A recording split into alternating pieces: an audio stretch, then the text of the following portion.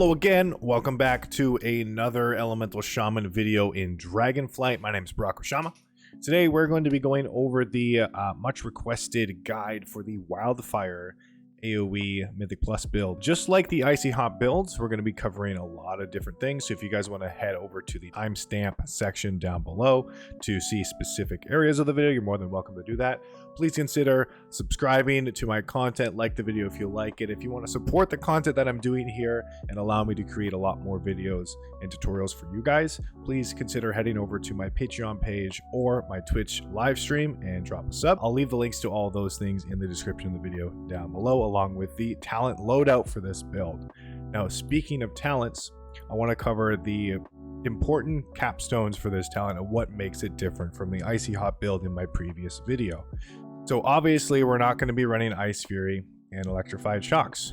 And in this build, you mainly don't run Elemental Blast, but you can choose to run it if you want. The difference between the builds is obviously we're going completely into Fire side. Of course, we're picking up Liquid Magma Totem, Fire Elemental, and Skybreaker's Fiery Demise. Now in this build, because we're going to be doing a lot more fire damage, we want to make sure that we're using improved Flame Tongue Weapon, and Searing Flames actually helps you a lot in AoE situations, just with the Maelstrom generation that the talent kind of gives you. Along with Power of the Maelstrom, this talent really only needs 1 point in it to really be effective. I think the second point can be used elsewhere, so definitely don't need to use that or completely max it out. And then deeply rooted elements. Of course, we run with this as well. This is considered a gamble build, so the deeply rooted elements is going to help with that. And in 10.1, we're actually getting a little bit more of a standard proc rate with this, because there is some moments where you just feel like you're not getting any procs at all, and then other moments where you're getting the complete opposite. It's just procs after one after the other. So they're kind of equalizing that. Hopefully it'll be really good in 10.1. And then of course, Primordial Wave, Rolling Magma, and Splintered Elements to get that haste buff. So all in all, on the elemental side of the tree, it's pretty much all fire side. And then on the shaman side of the tree, of course, you want to pick up Totemic Recall and Call of the Elements, because we are playing with Liquid Magma Totem.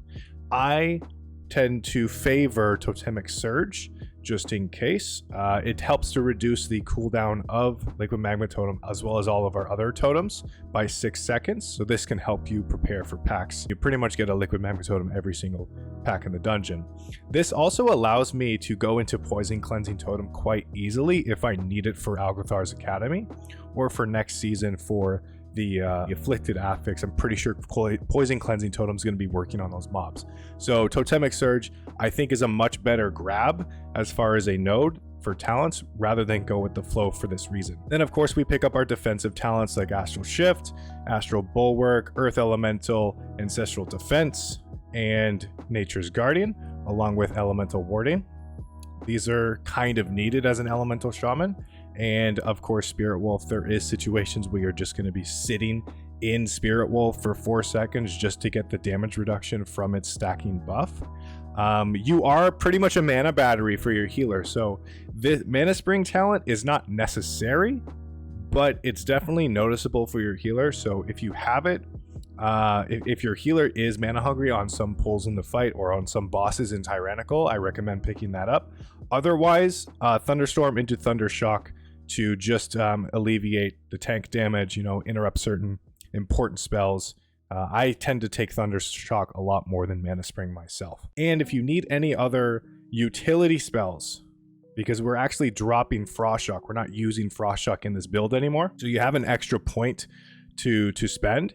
If you need additional utility spells, you can do that, whether you need Cleanse Spirit for your Temple of Jade Serpent, Tremor Totem for your Azure Vault. You could go into Hex in some situations. That's pretty useful. Guardian Cudgel in Court of Stars for the imps. 2 back-to-back stuns, very useful, right? So you have a lot of leeway. Stoneskin Totem even for Halls of Valor for the first boss, Himdall, his Horn of Valor, right? Stoneskin Totem, 10% DR on that ability. Very useful in Tyrannical weeks, along with Fenrir, like his Leap Bleed effect and the Stacking Thrash AoE ability Stone Skin Totem helps with those damaging spells. So take an eye on those dungeons, right? Move your talents and your utility points around based off of what you're doing. Now that we've talked about talents, I kind of want to go into the next section. All right, in this section, we're actually going to be talking about stat weights, your trinkets, and the Onyx Annulet. I want to go quickly over my gear, what I've managed to do in the last couple of weeks since my last video that I've kind of pulled out, and where my stats are now. Generally speaking, the Elemental Shaman in Mythic Plus, you want to prioritize haste as your #1 secondary stat, and then crit tends to fall below that into versatility. Mastery, you want to pretty much avoid it if you can. Now, a side note to your secondary stats, versatility tends to be favored a lot more in higher keys. Usually when you get around the 23 plus mark, versatility starts to become just a little bit more important, but it doesn't have a whole lot to do with the damage that you're doing. It deals with the damage reduction that you're getting from it, while also, as a side kind of hustle for the spell, you're also getting that damage increase, that flat damage increase. Right now, my character is simming just a little bit more favorable to crit for both single target and AoE. So I just added a little bit more crit, but I'm still maintaining 29% haste, which is really, really good. Majority of that haste is actually going to be coming from my unstable arcane loop, which I picked up with a socket on it. But you may not have this kind of gear set, right? I think that I tend to like to think that my character is pretty statted out well. I only have a few more items that I could potentially get, but essentially I want at this point with my gear to try and get as much avoidance as possible. As a tertiary stat, avoidance is definitely your go-to stat. If you stack enough of it, you can take so much less damage from just unavoidable things. In dungeons, I'm sure you guys have watched either streamers or been in situations yourself where you just get one shot by an AoE group ability in a dungeon, and you just didn't have any counterplay to it. You already had used your defensives, right? You were at full health, so you couldn't really heal yourself through the damage, but it definitely does happen. There's a lot of bosses that'll do it, or mobs in dungeons that'll just do a large amount of group AoE damage. Avoidance is your best bet to do it. Leech can be good, but it's much better for you to mitigate the incoming damage than to just passively heal it. Side note, we've already covered stats. Now I want to quickly move into the Onyx Annulet, what my thoughts are on it for the Wildfire build, and where you kind of want to use it. Preferably the Onyx Annulet. The stones that you are going to want to use, if you do use it, are going to be the Deserous Bloodstone, Storm Infused Stone, and the Prophetic Twilight Stone. The Deserous Bloodstone and Twilight Stone do have a positive feedback loop interaction, which is really, really good, which makes it such a strong combination. But the Storm Infused Stone is going to be our go-to AoE stone. The only way that I would actually use this as an Elemental Shaman on an AoE situation is in dungeons where there's actually just a lot less mob density in the packs of mobs or pulls. So dungeons like Court of Stars, Temple of Jade Serpents, Shadow Moon Burial Ground, you're just pulling less mobs in packs. So the Storm Infused Stone, because it only chance to shock them and 2 nearby enemies, so a total of 3 enemies, it's not really a big AoE kind of contributor, but it can do pretty good single target damage. So on fortified weeks where you're just pulling less mob packs, or in tyrannical weeks where there is a lot of mob or dense pulls in dungeons, I would definitely recommend running the Storm Infused Stone. If you are doing tyrannical keys and you just need more boss damage in those dungeons like I mentioned, which you're just pulling less, instead on tyrannical weeks, I would actually run the Freezing Ice Stone, because you're going to get a lot more value from the single target in that dungeon from this stone instead of the Storm Infused one in those dungeons. So on fortified weeks, I would definitely consider using the Storm Infused Stone in those dungeons, but on tyrannical weeks in those same dungeons, I would probably use the Freezing Ice Stone. In general, if you're going to be using the Onyx Annulet, I recommend not replacing it with a heavy haste ring like the Thunderous Downburst ring, which is one of our best rings to use, by the way. Instead, opt into one that takes away either haste and crit. Now, I am losing quite a lot of haste. I'm losing about 5% haste when I swap into this, and I'm losing about 3% crit as well. But my versatility is still staying high. The reason I say this, I'm losing 4% versatility. So I'm losing 4% base damage instead of 5% haste and 2% crit. Right? It's just the math doesn't really make sense for that. And on top of that, the versatility is also going to increase the damage of your Onyx Annulet stones. So having that extra versatility is just going to be better for your damage reduction, your base damage, and you amplifying the damage of your Onyx Annulet anyway. Aside from that, let's talk about trinkets. So for Elemental Shaman, your Furious Rage Feather and Whispering Incarnate icon are going to kind of be your go-tos. If you're not a raider or you haven't been able to get the icon at all throughout the season, and I do know people that have unfortunately had this circumstance, you could instead opt for getting the Infernal Writ from Court of Stars. This is a really good alternative. It's a stacking crit buff, right, with base intellect. And if you're unable to even get that, another good alternative could be the Eye of Skullvald, though it doesn't come with base intellect, so your base damage is going to suffer. Or you could go with the Ruby Whelp Shell, train it to give you either haste or crit. I'll leave the link to the training guide for your how to train your Ruby Whelp Shell dragon, the WoW Head guide, in the description of the video down below, so you guys can go and check that out if that is the trinket that you need to run. Alternatively, I guess you could make an argument for Voidmender's Shadow Gem, but I tend to disagree with that argument just because of the cooldown of the trinket. It just doesn't line up with your Stormkeeper windows, so you're getting less value out of it, potential value from your burst windows by using this trinket. And I would recommend actually just a regular base crit trinket like the icon or the Infernal Writ over this especially. Of course, the Furious Rage Feather drops from Nalkud Offense, so try and pick that up along with the Thunderous Downburst Ring if you can.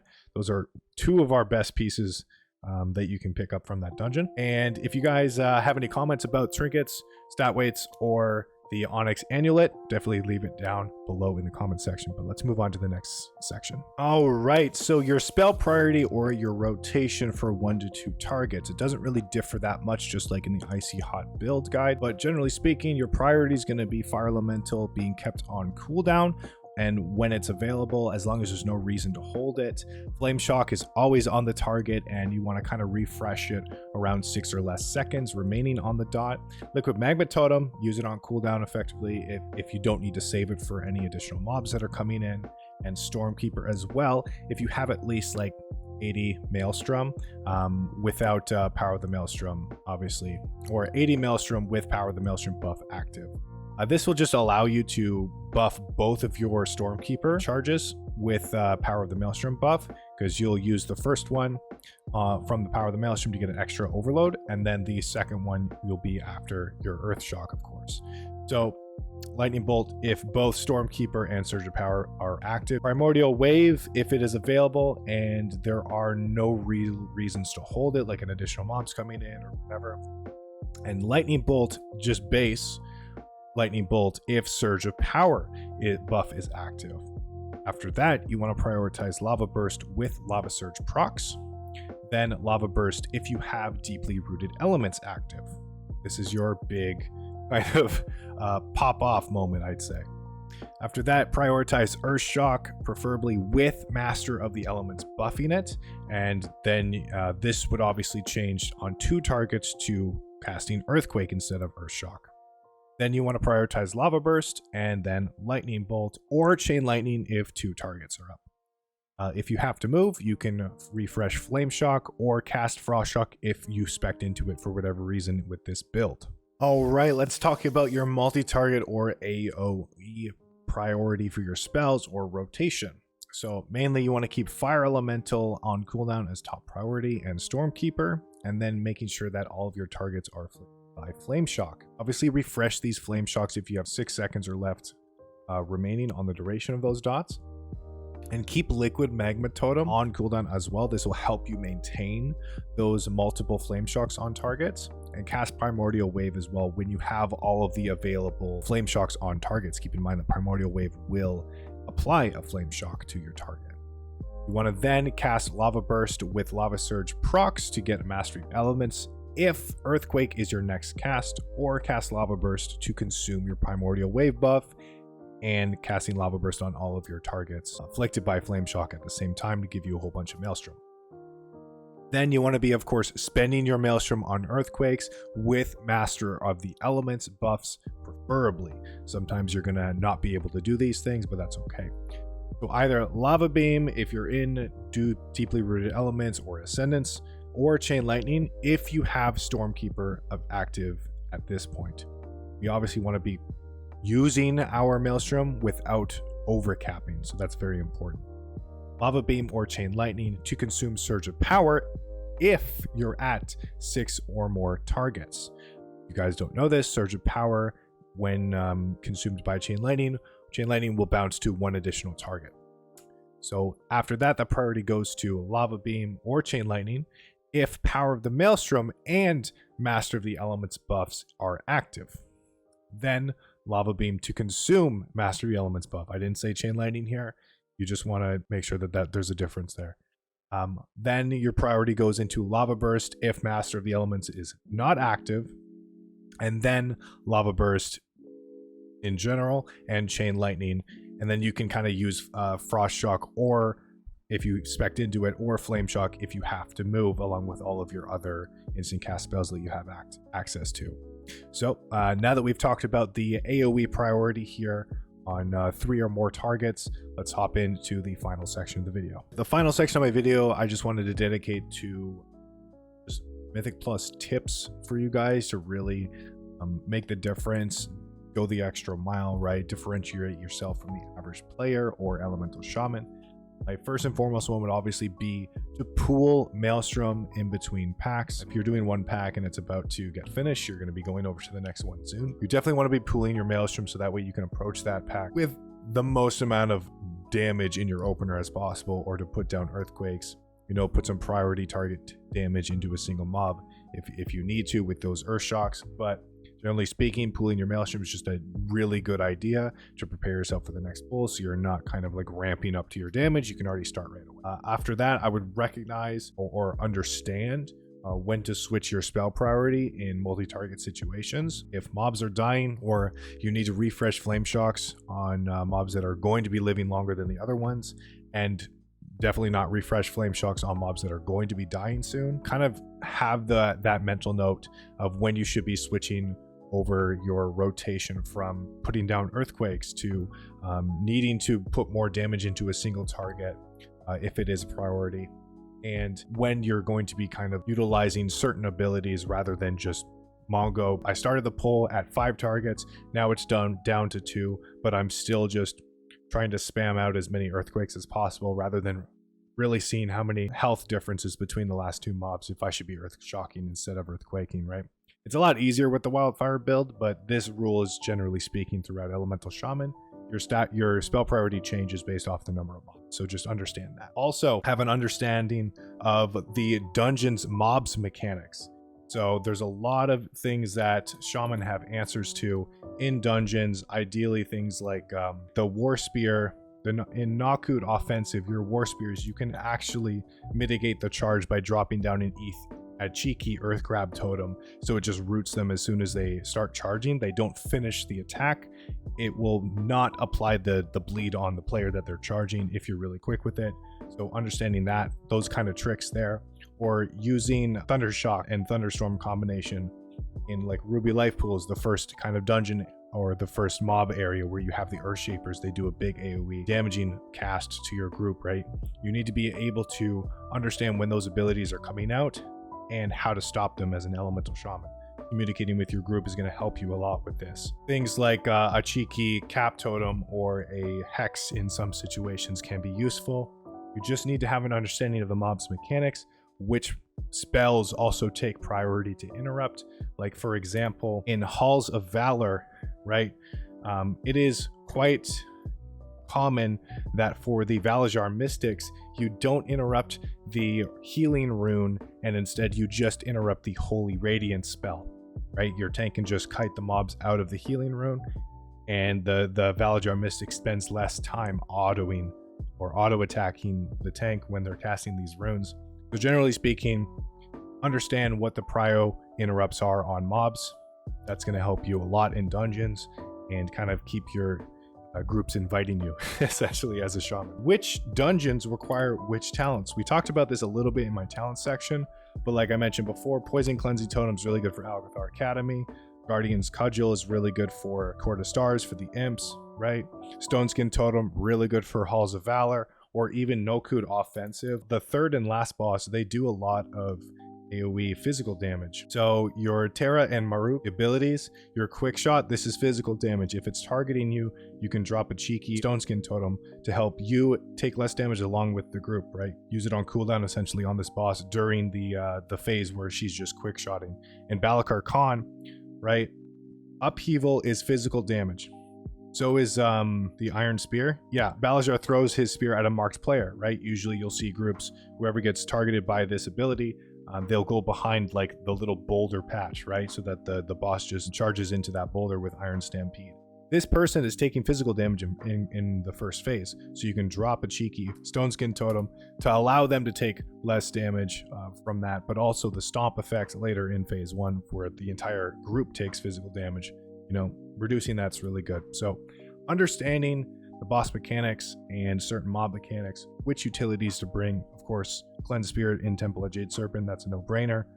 Purge should pretty much always be taken unless there's nothing to purge in dungeons. These little things, they're going to add up. Your usefulness in dungeons is going to expand, and you're going to find it easier to get back into groups or pugs in general. Do your best to not overcap on Maelstrom. This can be difficult in some situations, unavoidable, especially based off of buff times, but in general speaking, try not to overcap your Maelstrom. And a lot of players actually lose damage on their earthquakes when tanks are moving out of them. Oh, I'm about to die. It's okay. Save myself. What I would recommend doing is getting used to looking at the tank's position. Usually tanks in dungeons will mark themselves with a marker, circle or square, right? If a tank is constantly kiting, especially in areas like the first big pull in Algathar's Academy, right? If you're not leading your earthquakes, you're going to have a harder time. If the tank is kiting the mobs this way, right? But you're placing earthquake directly on the mobs, right? They're going to move out of this faster than the duration of the earthquake. So a good way for you to keep earthquake uptime, drop an Earthbind Totem. Lead your earthquake in the path that the tank is kiting, right? This can be a little tricky. You can see here that only 4 is getting hit, but as the mobs move through this earthquake, the uptime on it's going to be better, right? Here, you see that I'm hitting all 5 targets, but I'm placing my earthquake right at the Earthbind Totem. So if you lead your earthquakes in the path that the tank is kiting, you're going to lose less damage on it. Pretty self-explanatory. It's kind of like a sniper leading his shot based off of a moving target, right? I tend to use that analogy a lot when talking about this. But I digress. That's it for today's video, guys. I hope you liked the WIldfire build guide for Mythic Plus. Like the video if you like it, subscribe for more Elemental Shaman content into the future. And like I mentioned before, if you guys want to support the content that I'm doing here, allow me to do more of this kind of stuff and suggested videos, please consider heading over to my Patreon page or my Twitch live stream. Drop a follow there along with a sub. Would really appreciate it. I generally stream 5 days a week starting at around 3 p.m. EST. So if you guys want to head over to that, I'll leave the links to all of my social medias and Patreon and Twitch down below in the description of the video. If you guys have anything to say, whether it's positive or negative, I love criticism. I learn from it a lot. Please leave a comment on the video down below. It really helps with the whole algorithm thing. And I hope you guys have a great day. Till next time, keep calm. Maelstrom on. Bye-bye.